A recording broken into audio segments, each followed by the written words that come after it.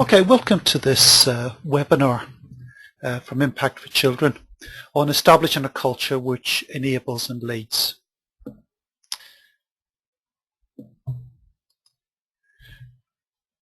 Quick introductions. My name is Terry McCarthy. I'm from Impact for Children, and I've got over 30 years experience of being a manager and practitioner with children's services, held a range of posts, and have spent the last 2 years focusing on how we can improve the efficiency of safeguarding practice, particularly at a time of reducing resources and increasing demand.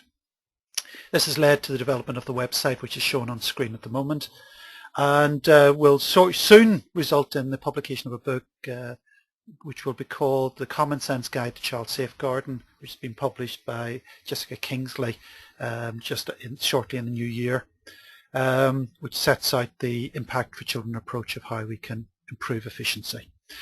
So the focus of today's session is on ensuring that we develop a culture that enables and leads, and that's going to focus on ensuring the best interests of children are met. We're going to deal with healthy and effective relationships. We're going to look at learning and change, styles of authority, accountability and responsibility, and qualitative and quantitative performance monitoring. So those are the main headings which, if we can address, we will improve the culture that will enable best practice to take place. Just to place this in a context, the Impact for Children model has 3 steps to effective safeguarding practice, and these are, firstly, the step that we're going to focus on tonight, which is establishing a culture which enables and leads.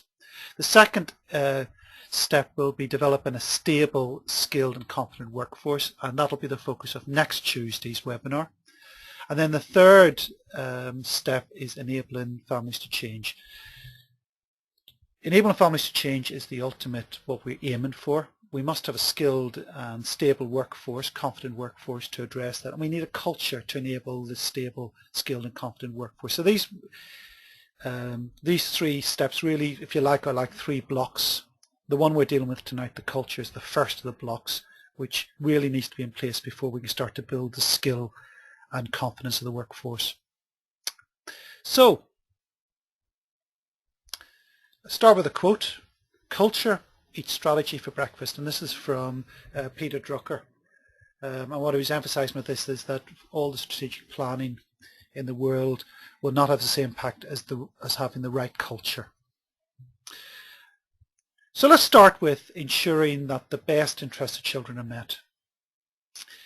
One would think that this is an inherent part of safeguarding practice. However, Ofsted inspections and serious case reviews have constantly and regularly shown that children have not been the focus of intervention, and this has been a common criticism across many departments and many specific cases. There is a tendency in practice to focus on parental issues. Indeed, most of the reasons why children are neglected or mistreated are down to the entrenched behaviours of parents, for example, alcohol, substance misuse, untreated mental health problems, learning disabilities, emotional difficulties, violence, including domestic violence. So the root problem, the fundamental problem why children are mistreated is indeed regarding the parents, the carers or adults involved with the family in the vast majority of cases. And therefore it's natural that we focus on parents, and this means that children often are not seen to be sufficiently important. Also, engagement with children is very complex. Children are very suspicious of workers. They're naturally wanting to protect and be loyal to their own families. They don't want to bring difficulties on their parents and families, and they're often very reticent to be open and forthright. This is what makes the skill of working with children particularly important, but also incredibly challenging. There's 3 benefits for working with children. The first of these is that it's the best way of understanding what the risks are to the child. This is the most obvious reason, that it gives us a good background of what's going on in the family. The second key reason is that it motivates professionals. Most professionals are in social work because they want to make the lot of children better. And therefore, to get alongside a child, to engage a child in work, is a very good way to give the professionals a bit of oomph, a bit of motivation to address the problems. It also motivates family members, because there's nothing quite as engaging with family members as being told that their child has these views and have expressed these views, these worries, these concerns. That's a very motivating factor for parents. And the final aspect is that by talking to children, it is the most accurate indicator of success. If a child is happier, if a child is more relaxed around the house, feeling less fearful, happier going to school, happier coming over in the evening, happier watching telly, getting ready to go to bed, just living a normal life that a child should be living. This is a pretty good indicator of the child that any abuse, mistreatment or neglect of the child has reduced. Because children who are abused, neglected and mistreated show very clear signs of being unhappy, stressed and anxious. So this is some of the key aspects around the best interest of the child and ensuring that those are met.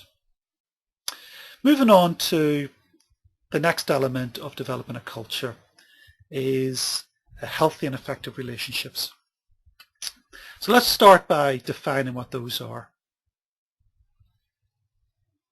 The most basic of these is treating others with value, dignity, respect and courtesy. Very few good relationships will not contain these aspects. If an individual feels they're not being valued, respected or being treated with courtesy, I think it would generally be considered that the relationship is not a healthy and effective one. Trust needs to be in there. Again, a commonly quoted cornerstone of a good relationship. And in terms of trust, there's two elements to trust. If we boil down trust to a couple of simple words, an individual needs to be consistent and they need to be appropriate in their behaviour. Consistent means that an individual, if an individual is unpredictable, moody, different from day to day, not quite sure how they're going to respond to a situation, then it's very difficult to trust them. And also they need to act in an appropriate and a proper manner with integrity. If they're not acting appropriately, then clearly trust is going to be a difficult aspect to develop. Building on that, we need good listening, good rapport, good understanding, good communication. And that also links into openness and honesty. Conflict is an important part of all relationships. No relationship doesn't have some element of conflict. It's important that we find ways within a healthy and effective relationship to resolve conflict. And this will involve challenging certain attitudes and certain beliefs. Beliefs that are unacceptable, that can't be tolerated, but also needs to balance the fact that there is differences. We need to value the differences between relationships. So not all differences need to be challenged. Some of them can be just understood and accepted if they're valid opinions and views that we can work around and work with. We must enable positive change, and we're going to talk about that a little bit more now. And we need to understand the authority, accountability and responsibility. These are what I refer to as the three heavies. Authority, accountability, responsibility. We'll be focusing on those very, very shortly, all three of those. So these are the elements of a healthy and effective relationship. And what's important within a safeguarding context is that these elements can be found between all those involved in the safeguarding environment. That means manager to manager within children's services or partner agencies. The way managers talk to each other and relate to each other needs to reflect those elements of healthy and effective relationships. Managers need to relate to practitioners in a way that reflects all of those elements. Practitioners need to be sharing that between each other and relate to each other in that way. And practitioners need to be relating to parents, carers, members of the family. And all of these four levels are modelling how the parent needs to relate to the child. So let's go back again to what those elements are.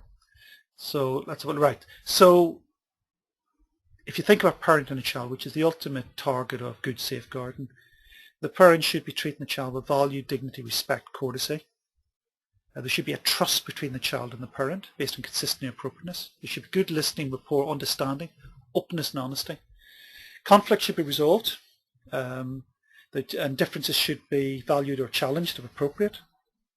It will enable positive change, and there will be a good grasp of authority and accountability and responsibility. So these are the elements we would see between the parents and the child, and therefore we need to see between the practitioner and the parent, and we need to see between the manager and the practitioner, and between managers and between practitioners. So everyone within the environment needs to be demonstrating these aspects. Okay, so let's talk about developing learning and change. Theory and research is an important part of any learning. It's I think it was Einstein who said that he's standing on the shoulders of giants. And theory and research allows us to do that. It allows us to learn from other people's lessons, learn other people's thinking, and to build our own thinking and our own interpretation on top of what work that others have done. And this way it gives us a very strong basis on which to learn and to develop and to change. An important part of any learning change is to make mistakes. It is impossible to learn and move forward without relapsing, making mistakes, getting stuck. And this needs to be celebrated and embraced as an inherent part of learning and change. The difficulties in a safeguarding context is that mistakes, relapses and getting stuck are seen as negative. And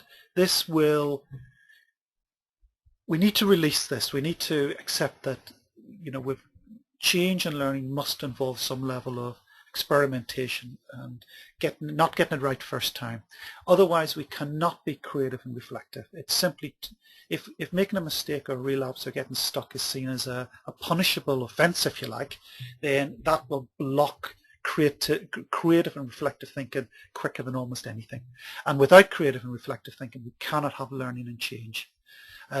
Monroe Review put a very high importance on creative and reflective thinking, but I don't think it really recognized the fact that there's a very insular attitude often within safeguarding practice that we mustn't ever get it wrong, and that is important that we start to work around that. Obviously we don't want mistakes to be made that lead to children being harmed, so there's got to be we've got to manage the risk appropriately. Getting stuck is fine, but we need to have ways in which we get unstuck. We can have relapses, but that needs to be acknowledged, recognized, and worked with, so that it becomes part of a learning cycle. In all learning change, we need to be clear about what we're trying to aim for, what the purpose and the focus is. If I feel I need to lose weight, I need to be clear what weight I need to be and why, and what's important about being a stone lighter and what that will mean to me and why that is an important target. If that clarity doesn't exist, then learning change is unlikely to take place. All change and all learning will involve some level of fear and anxiety, which needs to be overcome, understood, worked with, supported. And the pace of change is an important issue, particularly for safeguarding. Parents, families need to change so children are not mistreated or at risk. However, there needs to be a realistic time scale for that to happen. This can either be too short, which is unrealistic, or too long.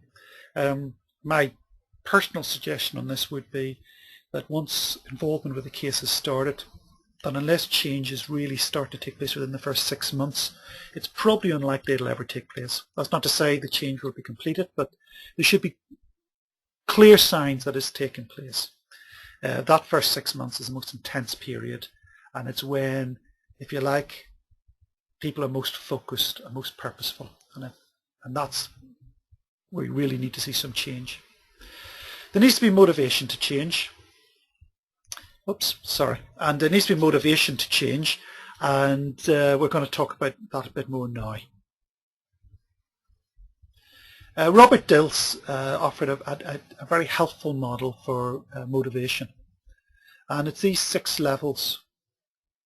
The red ones at the top, I'll point these out with my mouse, are the powerful ones. So that's we're motivated by our purpose in life, our mission. This is often people's religious views, political views, very, very strongly held belief systems. Slightly weaker than purpose is self-image, who people think they are, and then values and beliefs that underpins that.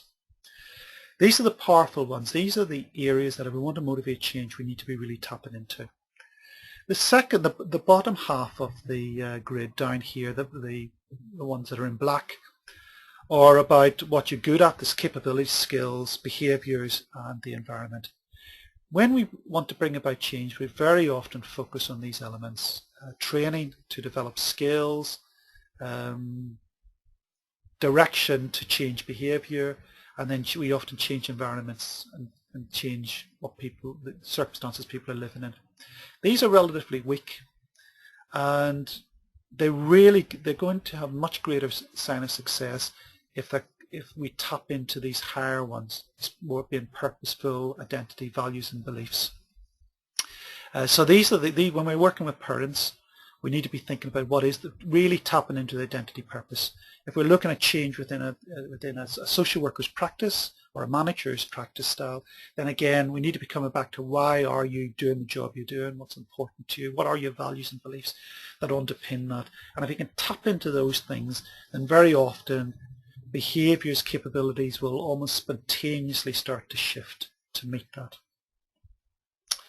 Okay, so the next thing we're going to look at is management and leadership styles. Now let's start with, I'm going to talk through these in a fairly simplistic way, if you like, but trying to tease out the difference between managers, what is a manager and what is a leader. So let's look at managers first. Typically they're considered to set outcomes and they direct people. They hold others to account. They have clear expectations, work within a framework, ensure efficiency and effectiveness, monitor compliance, and there is nothing wrong with any of those elements. These are all really important aspects of managing people and managing situations. Leaders are typically described as inspirational and motivators. They think outside the box, they're creative and inventive. They enable others to find answers and power and empowers people, and they win over hearts and minds and develop a nurturing environment. What I'm going to suggest is that in order for successful and effective safeguarding to take place, we need elements of both management and leadership. That means we need to have those elements that are on the left side of the slide, being clear, accountable, clear expectations, working within a clear framework, and measuring compliance, and balancing that with blending that with the leadership aspects to lift, motivate, get creative, inventive, enabling others to find answers and winning over people. Allowing people to find their own answers, and both these aspects are incredibly important in bringing about change and bringing about the best out of people. I think what often happens in many safeguarding agencies is the focus is on management. It's on direction, procedures, policies, protocols, performance indicator, compliance monitoring, direction. Often managers find themselves under pressure, sometimes barking at practitioners. In extreme levels, this could be considered as bullying and intimidatory behaviour.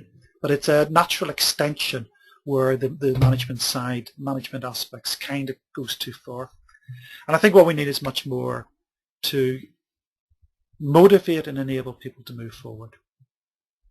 Now, why is that important? The reason why that's important is, I think, found in the Rittel and Weber 3 types of problems. So let's look at each of those problems. The first problem is what could be referred to as a simple problem. It's a straightforward, sequential, regularly encountered. It's the kind of thing that if A, you do B, C, you do D, very clearly demonstrated. This would be, in a safeguard context, this would be typical of, how to manage some simple referrals. In certain situations you would offer, information, advice, a re-referral, signpost them on. You can almost write it on a wall chart. If this is the situation, you can do this. If this is the situation, do that. The second type of problem is critical and crisis. And this is again an immediately threatening situation. Fire alert I'm given here as an example. This is not a situation in which you have debate, discussion. This is, you follow the standard operational procedure, you follow the procedure, if you like, the protocol, the guidance, and you do it. Now this is much more critical and crisis driven. In a safeguard context, as maybe, a child is in extreme danger and action needs to be taken to get an EPO, an emergency protection order, or for the child to be accommodated immediately. And this has got to happen fairly quickly and fairly immediately. And may involve strategy meetings and a set of processes to take place to allow that to happen. But the path is fairly, in both simple and critical, the path is fairly well set down, and procedures and guidance and protocols and direction are exceptionally good at dealing with these situations. However, the third problem is complex problems, and I'm going to argue that a significant amount of safeguarding situations and cases fall under this category.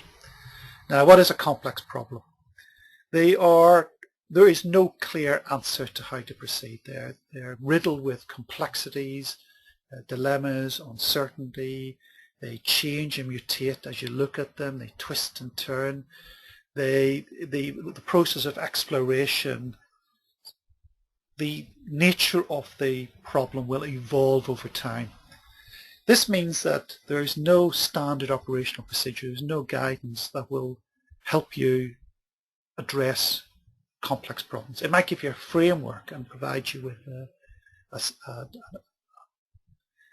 context and some checklists to follow, but the process of understanding and developing complex and resolving complex problems is one of exploration.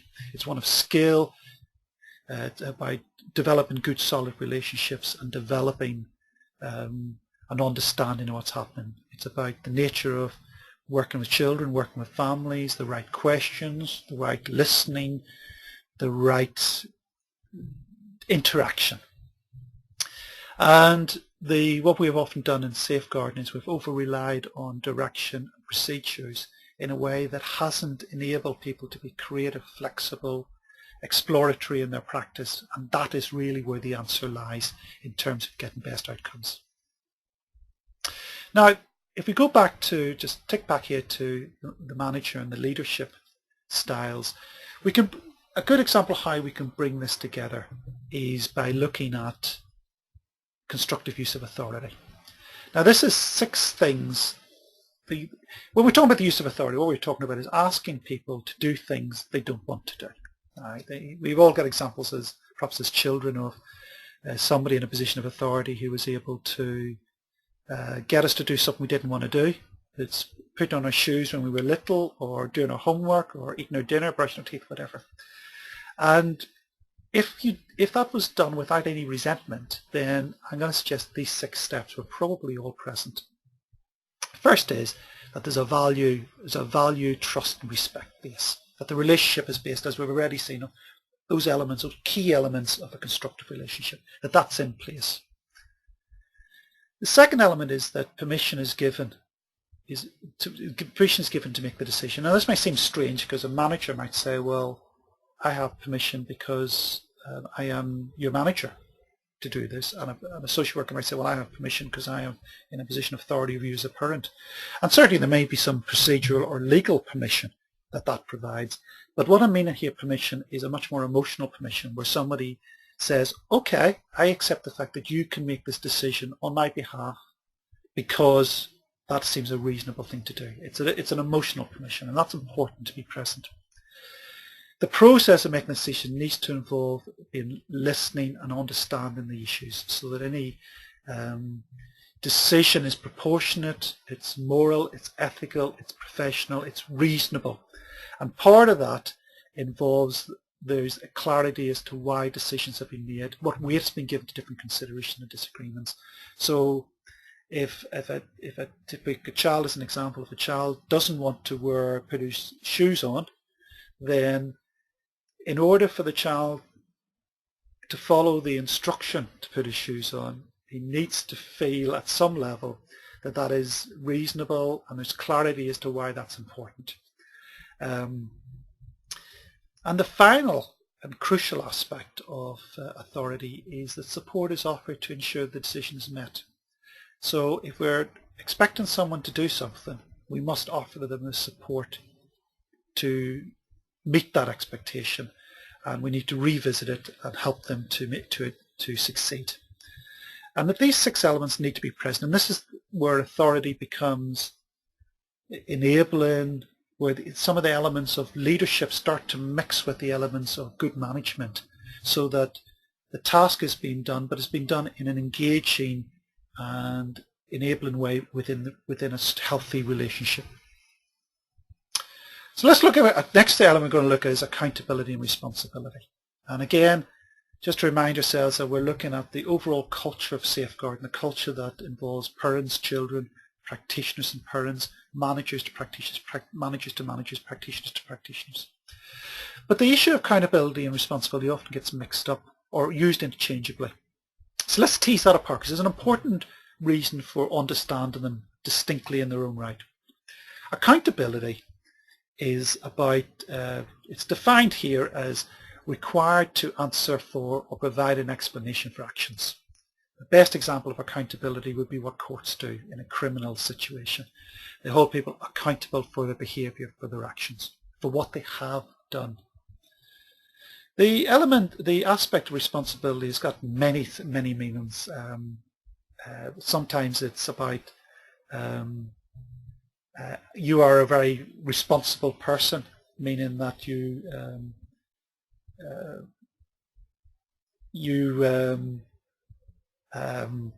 act in a decent, proper way, respond to situation in a positive way. You're reliable, if you like. And the other way is to use it as a blaming term. You are responsible for spilling the milk. But here, what I'm going to suggest, the important definition of responsibility is quite a literal one, which is the ability to respond. So quite literally, respond ability, the ability to respond.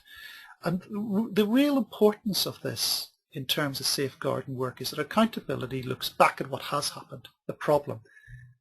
Safeguarding, really important that we understand what has happened to the child, who has done that, how that has happened, whether the child was injured, neglected, sexually abused, emotionally abused, physically abused. You need to understand who most likely did that and how did they do it. And that's about accountability. And it's about an individual being accountable for what they have done, what the circumstances are that are unacceptable.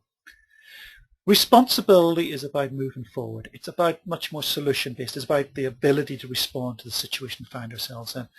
And accountability rests solely with the person who mistreated a child. Responsibility can rest with a variety of people because it's about moving forward, and the parents may have a part to play in that. Professionals will have a part to play in that. The child might have a part to play in that. Other members of the extended family may have a part to play in that. They are dealing with responding to the situation they're in. And therefore there's a range of people with responsibility. And that's an important bit to differentiate. And balancing these is crucial to effective change. So we must focus both on the problem and on the solution. I think very often in safeguarding we go over and over again what the problem is, restating the disclosures, evidence, and we don't give enough attention to the forward motion. Now, we need to get a balance between the two because we need to understand the problem and the solution. But the important bit is that the accountability and responsibility is a good way to start to tease that apart. Now, the final issue we're going to look at is about performance management. In a lot of safeguarding, a lot of cultures within safeguarding organisations relate to quantitative measures. Now this really is about things that you can measure, things you can count, things you can tick off. Has a visit been done? Has a child been seen? Is an assessment completed within timescales? Chronology done? Is recording up to date? Supervision's been done every 4 weeks or 6 weekly, whatever. And these can be these are yes/no answers. And I think we often over-focus on quantitative reasons for very good reasons, because I think quantitative measures, particularly when services are on extreme pressure, are quite measurable, and therefore it's natural to grasp onto something that is easily managed, controlled, measured, counted. And it is important these are monitored, because it's important that we have the accountability. We have visits must be done, assessments have to be, chronology must be done. This is part of the professional, public and political accountability of safeguarding. However, qualitative monitoring is also important. And it's particularly in highly complex situations, as we've seen with complex problems, we need to be delving into the more qualitative aspects of what people are doing, how people are engaging, the responsibilities, the options, the commitments, emerging and changing issues over time in order to really understand whether the intervention is effective. And this requires skilled intervention, which brings in the creative, flexible thinking, evaluation, perseverance, tenacity. These really important skills, creative skills, that are inherently part of good safeguarding practice. So whilst procedures, guidance and direction offer a framework, but practitioners require support, opportunity to explore, develop issues in order to find effective interventions. And that is about using a model that enables practitioners to explore case consultation, observing a practitioner's practice, coaching approaches, delving into giving workers a chance to explore the dilemmas and conflicts within their practice. These are really important in terms of developing effective practice. And there we have it. That's coming to the end. So there's been a number of elements there we've looked at in terms of what makes up a good culture. So these are elements, just to remind ourselves, are around having a clear sense of putting the child in the centre, having really strong relationships and effective relationships, developing good learning and change, clearly grappling onto people's motivation, using a mix of management and leadership skills, understanding the problems are often very complex and need to be qualitatively evaluated. We need to be looking at what's accountable, what has happened, what is responsible, what we're going to do, what the solution is. And we need to be clear about our use of authority to make decisions that people will follow, respect and honour. And we need to have performance systems which measure and monitor that. So for further information about what impact for children can offer, these are the website, the email address you can contact me on, and phone numbers. But also recommend you have a look at the website. There's a lot of material to download that are free. I'm putting new videos and webinars on every week and new material on every week. There's a lot of downloadable, really good material. There's a summary of the forthcoming book, Common Sense Guide to Child Safeguarding, which in about 10 pages or so you get a sense of what that book's about. But also a lot of stuff around emotional dilemmas, around how to be clear with families. So take a good look at that. You need to register with the site, but I made it very easy to register.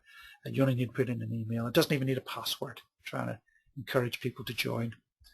And coming soon, next Tuesday, we're going to focus on step 2. So we looked at step 1 today, which is culture. The step 2 is developing stable, skilled and confident workforce.